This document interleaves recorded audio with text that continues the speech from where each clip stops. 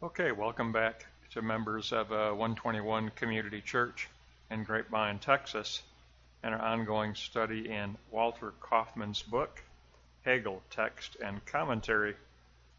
For our fifth and final lesson in this little paperback, we're going to go to the beginning of the book.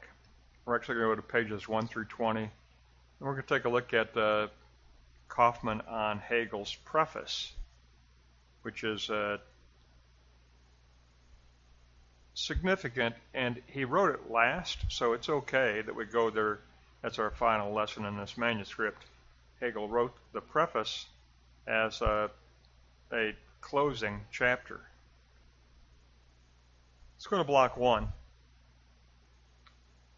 The logic of Hegel's preface, the in itself as the explication of the becoming of knowledge. It is the greatest of philosophical undertakings. It is a philosophical masterpiece, many have proclaimed. If we understand the preface, we will understand Hegel and his position. Now, going out for another as posited philosophical thinking, Hegel's terminology many times has already been used, already been coined by his predecessors. He just uses those terms in a new way, with a very radical new take. For example, he takes Fichte's distinction between argumentative thinking and philosophical thinking, and he does take up the term of world spirit that had already been posited by others. The return for the self is, I love Kaufmann here, being condemned to explicate Hegel's preface.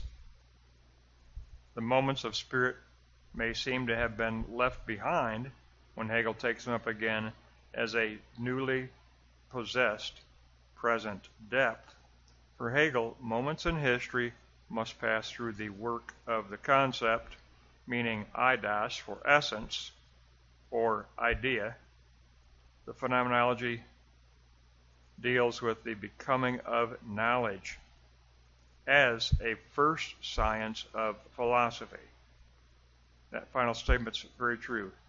The phenomenology deals with the becoming of knowledge, the becoming of self-consciousness as the becoming of knowledge. It is about the becoming of self-consciousness. Remember our summary chart. It's all about the becoming of noesis, spiritual perception, that reaches sun eidese, spiritual self-consciousness. Let's move on to block 2. Okay, let's take a look at block 2, where we look at the posited philosophical thinking. We are to do justice to the concept of essence. Philosophy addresses the general after the particular has been negated or subsumed. Therefore, we do justice to essence through this process of negation and unveiling. We take the particular back into the process of negation or sublation. So it is a work of sublation, and it is a process of reaching recognition of the true in externality, because we are positing our sign model into external reality.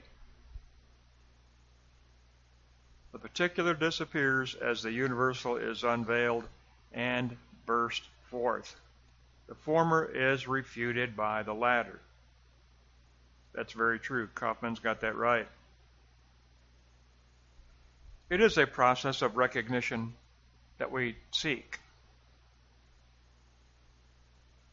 We seek recognition by other persons in taking up the sign model that we posit. We hope that they will also recognize that sign model as true.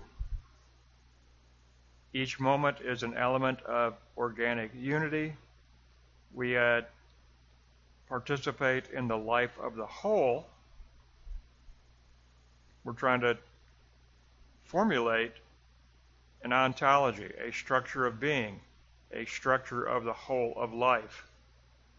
Mere sense certainty, which is consciousness of opposites, is transcended in this work of the concept. Yes, it is.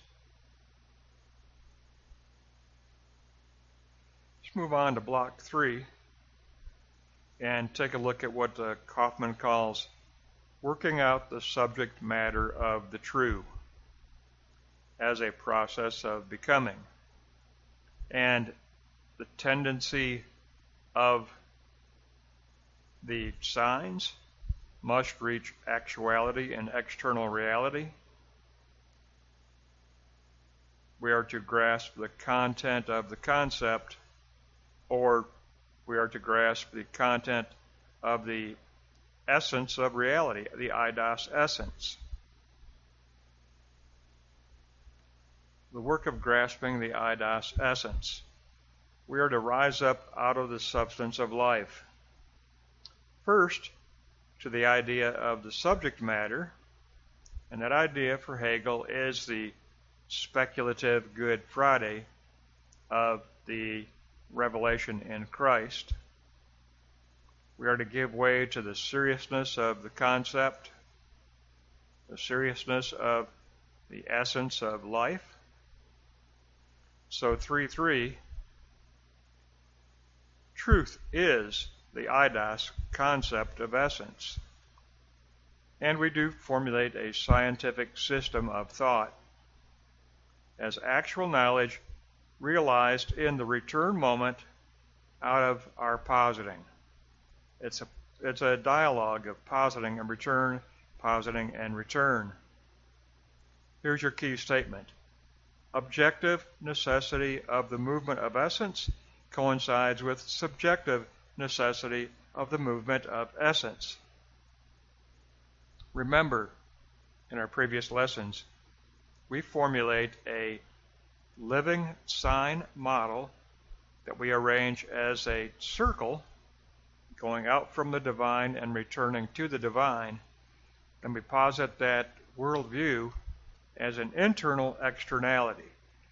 It is constructed in the inner self, subjectively, but we posit it at the very edge of objectivity as a filter at the forefront of our mind, and we will interpret the world through that filter. We will interpret culture through that worldview. It becomes an external filter of an internal construction. We posit an internal externality. As a recap, let's go to block 2, note 2 and 3. What we're involved in is a process of negation or a process of sublation. And it is a process of recognition seeking the true. We desire to have the sign model recognized as true by other persons in our culture. The particular disappears as the universal is unveiled and does burst forth. The former particular is refuted by the latter universal. It is a process of recognition, and it serves the life of the whole. Remember, we are positing what? An ontology. Ontology is structure of existence, structure of being, or worldview. We are formulating a true, biblically based worldview.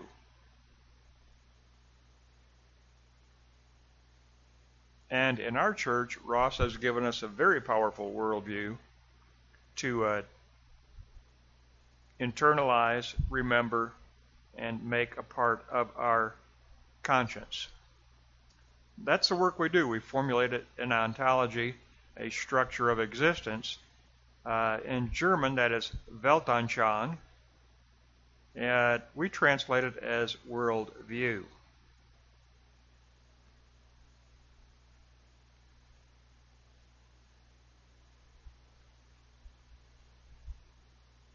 And then I do like that block one, that kind of a humorous note from Kaufmann. Block 1, note 3.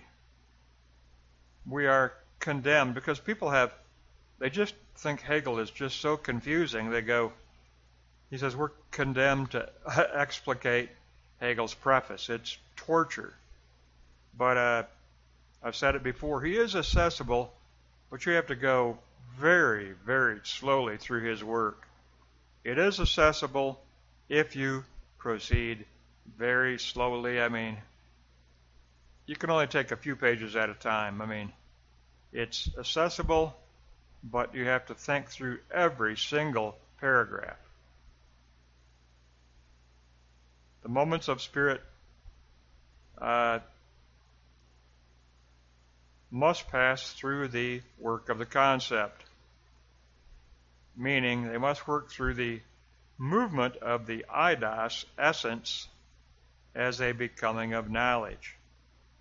We are participating in the becoming of spiritual knowledge. In the Gospel of Mark, that was called noesis, or the verb noeo.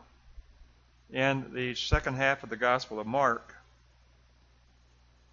John Mark tells us that Christ is trying to teach his disciples spiritual perception, noesis, on the way back to Jerusalem. Chapters 8 through 16 deal with the doctrine of noesis. When I discovered that in our study of Mark, it hit me right away. I said, that's what Hegel did. And then I was compelled to dig into Hegel again this year because of the Gospel of John Mark. So we do close out here with the preface, but that is the correct way to close out. Hegel wrote the preface last. He wrote the entire phenomenology. Then, after completing the phenomenology, then he wrote the preface as an exhortation to make our philosophical project a project that is scientific, that will seek out systematic, scientific presentation of the true. And Hegel certainly has done that. The summary lessons that we had, if you go to that summary playlist, the first two lessons are summaries of the entire phenomenology. They are systematic, scientific presentations of a true ontology. That's going to wrap up this lesson 5, our final lesson in Walter Kaufmann's Hegel, Text and Commentary.